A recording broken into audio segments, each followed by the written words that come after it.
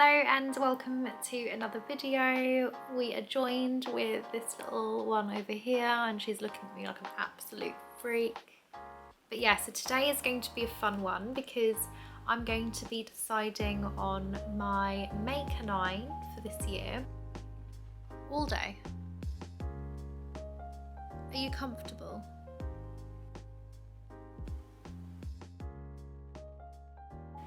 So in terms of my Make 9, I want to learn a variety of things. I want to perfect my ability to understand and follow sewing patterns.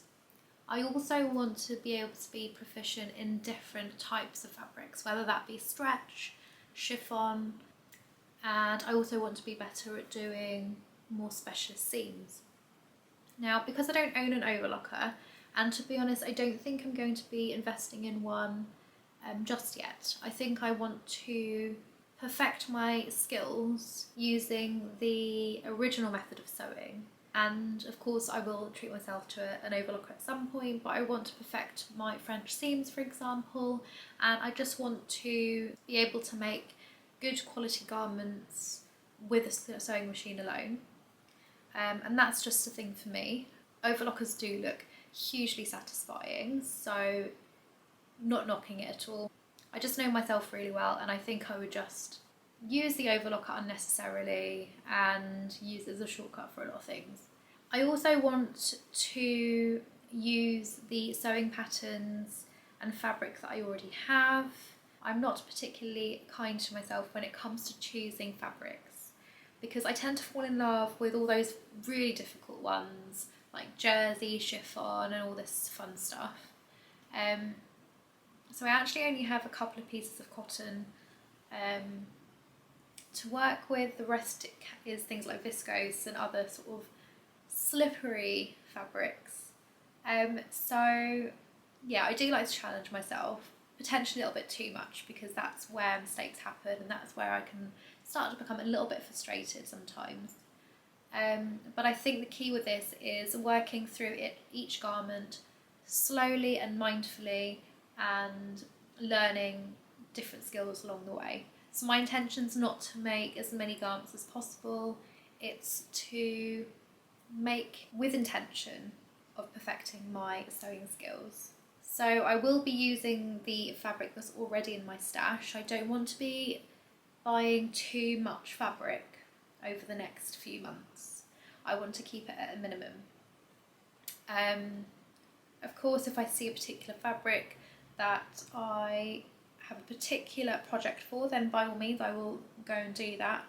But I just think I'm at a point now with my fabric stash that I have enough stock to cover all bases.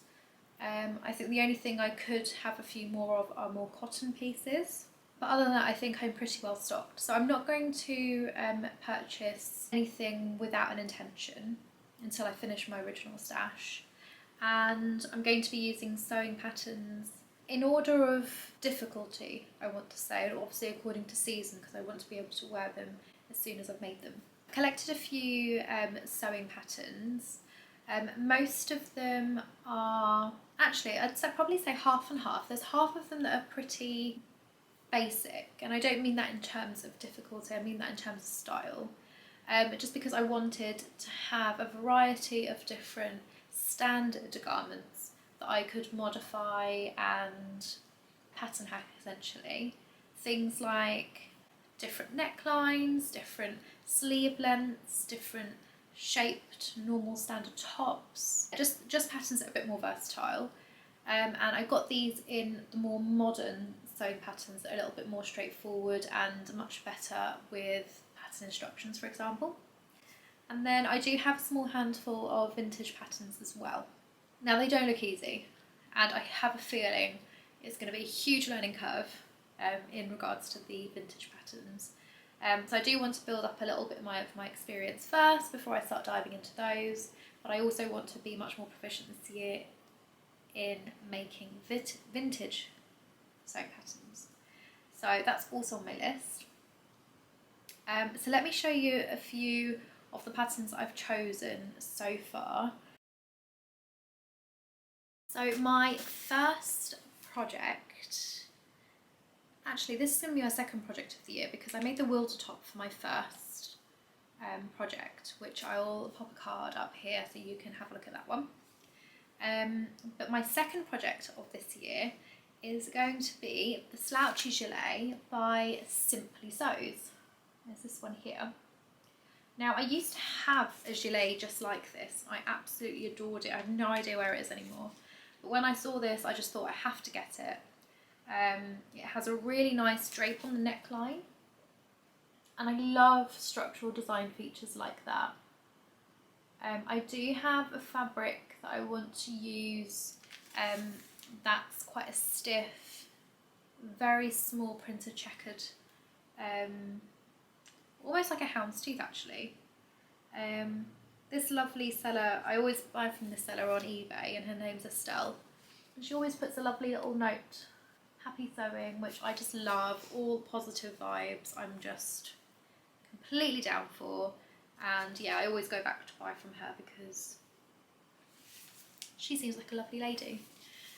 So this will be my first project. It's going to be a couple, this actually says intermediate level, so I'm going to be having a go at this one, jumping straight in. I think this one's going to be a little bit more on the challenging side, mainly because I have a feeling this is going to be cut on the bias. So let's see how we go with that one. But this is going to be on project number 1, and I think it's just going to be super nice for winter to be able to wear like a thin knit underneath or a long sleeve top. Yeah, look forward to that one. That's going to be coming up quite soon on a video because I'm going to try and get this one done first. So yeah, if you want to see me make that one, do subscribe to the channel and hit the bell. That's one number 1. Now these next 2 patterns are going to be suitable for winter / early spring, I want to say, because they do come in a long sleeve version. Now this is the McCall's M7531, and it's this one here, and I just love this style of dress. It's kind of like a bodycon, very form-fitting jersey dress, so there's no fastenings on anything on this one, which is particularly nice. I have a few dresses of this style already, and I just wear them so much on holiday. They're just so easy just to throw on, and I just get so much wear out of them. So I thought this would be a perfect pattern to make. And this has to be made with a jersey because there are no fastenings. So it will also allow me to use jersey with a much simpler design. I'm thinking I may hack this one just so I've got some ruching on the waist here, just to give a bit of gathering, because sometimes, especially when you're on holiday and you go out for dinner, you don't want like a really tight fitting dress to show off your food baby, if that makes sense. So a bit of ruching there would not go amiss. I've got a fabric in mind for this. I've got a lovely burnt orange jersey fabric with black polka dots on top, which I think this would look beautiful with. And I think I won't go as long as this. I think I will go just above the knee, because that's what suits me personally. So yeah, that's going to be project number 3. And project number 4 is going to be this gorgeous McCall's M6896. It's still in the original wrapping. I just love the peplum detail. It's not quite in fashion at the moment, but this pattern has quite a few beautiful pieces where there's slightly different necklines and a little slit down the middle, which I think is just super, super stylish. So I think I'm going to make a work top in the black georgette fabric that I have. I also really like the idea of doing the contrast and panelling, like on this one here. And I do have some scuba fabrics as well, which I think could look quite good with this one. Again, that's going to be quite challenging. I don't know if there's a difficulty level on here, but I think it's going to be a little bit tricky. Because again, I think it is going to be cut on the bias, and there's quite a lot of different seams on the front which need to be really neat. And again, it's not going to really work well with cotton, I wouldn't think. So again, that's probably going to have to be in a slightly stretched fabric. But yeah, I'm really excited to do that one actually, because I think this is a really wearable design. So yeah. Now that's probably going to get me up until springtime.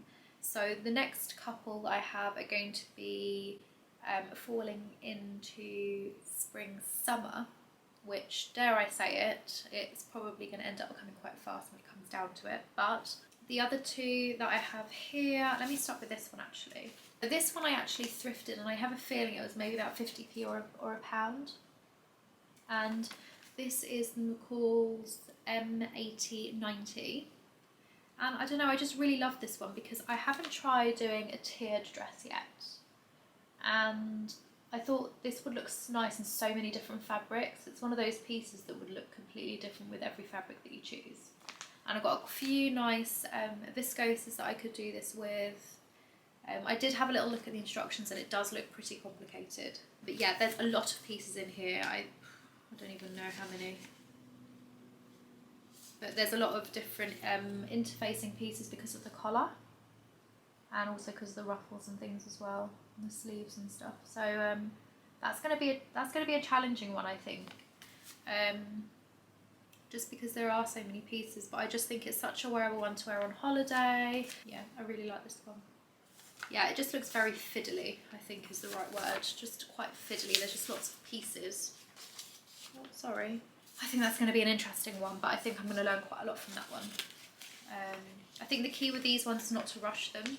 Now, what number are we on now? So 1, 2, 3, 4, 5. This is number 6. So make number 6 for this year. I want to make this Simplicity K8849.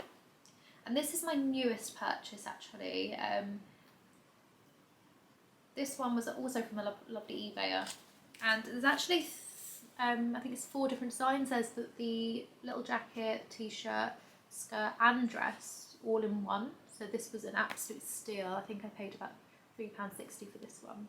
But I just really liked how wearable it all was. I can imagine doing the dress and skirt in a viscose. I love the sweetheart neckline up here. I love the cropped jacket that looks so nice in some twill fabrics. And I just thought this was a really versatile piece. I think the one that I'm going to do first is going to do this skirt in viscose fabric that I have, just because I love this midi length, and I have got a skirt like this in a reddy pink, and I will just wear that so much. So it'd be perfect to do a different pattern in that one. There's lots of buttons on this one, which I know how to do a button, but this is probably going to help me get faster at doing them because there's so many on there. I'll see how many of these I can get through, but I think I will only do the skirt to start with and then see how we go with that one. But I just think this is a really nice range of sewing patterns to get started on. The other plans that I have for the rest of the year, because this is now 6. Now for the other 3, and I probably will do more than 3. So the other 3 that I want to do is I want to have a go at cloning one of my original items. There's lots of items in my wardrobe which I love dearly and I wear so much and I get so much wear out of. And I just know that if I had them in a different fabric or different design, I would probably wear those just as much as well. So there's a few pieces that I do want to clone within my wardrobe, and I do want to learn how to do that well. So I'm going to have a go at a couple of pieces in my wardrobe for that. I also want to do at least 2 pieces of self-drafted. Now I have done 2 self-drafted pieces already on my channel. One was the dungarees, which are self-drafted. I'll pop a little card up on the top corner here. And the other one was the maxi jersey skirt, which also was self-drafted. So I do want to do some more self-drafting. I just find the idea of always needing to buy a pattern a little bit restricting. Sometimes I might find a design that I just want to create, and sometimes it's not easy to find a pattern that's a similar design, or finding one that you can pattern hack successfully. So I do want to be able to learn to self-draft my own items, because I think that just gives so much more creative freedom, being able to have an image in your mind and just being able to create it. I think for myself that could be quite tricky. I'm quite bigger on my bust size, so the proportions are always going to be a little bit different there. And I think as well that's also a good reason why I should learn to self-draft, because often patterns I will size up with a sewing pattern in order to make sure that the bust isn't too tight, and then I would have to make amendments to the fitting around the waist to slim that down. And so if I was able to self-draft, that would be really good as well. So I'm going to be really ambitious this year, and I'm not going to make this super rigid for me. I do want to leave this quite flexible. I want to be able to change what I decide to make throughout the year, obviously depending on seasons and occasions and things like that. So yeah, that's going to be my vague plan for this year. Let me know what you think. Let me know if you've done a Make 9 plan for this year, or if you have any New Year's resolutions for your sewing. If you like this video, do hit the thumbs up button. It just lets YouTube know that you're enjoying the content, and it also helps me understand what you enjoy watching too. And thank you so much for all your support so far. You guys have been really awesome. I've been really enjoying all your feedback and your comments. So yeah, I look forward to speaking to you soon. You say bye to the people? You say bye to the people?